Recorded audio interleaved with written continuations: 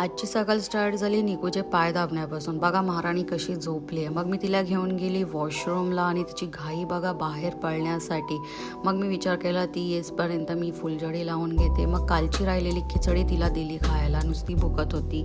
मग मी detox water पिला आणि मग मी गेली फ्रेश व्हायला. सो मी तुम्हाला भेटते फ्रेश होऊन. सो मी फ्रेश झाली आणि बघा निको कशी खिडकीच्या बाहेर बघते. मग मी गेली मंदिरात पाया पडायला. पाया पडून झाल्यानंतर मग मला माहीत पडलं मम्मी पप्पा पण तिथेच आणि श्लोक पण. मग आम्ही दोघं घरी आलो आणि फटाके वाजवायला लागलो. इथे खालीच टाकलीस, फुसकी निघाली नाही हाय. मग मी चवली खाल्ली आणि उपमा बनवला होता. सुंदरी सुंदरी तुझं नाव काय हाय, तुझं गाव काय हाय. मग पप्पाने आम्हाला दोघांना प्रशांत कॉर्नियाचे हॅम्पर दिले.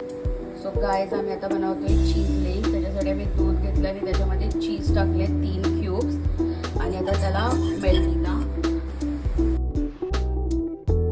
सो गाईज हे आमच्या आधीचे नीट नाही बनले आणि हे एकदम परफेक्ट फुलले आणि टेस्ट पण एकदम परफेक्ट आहे.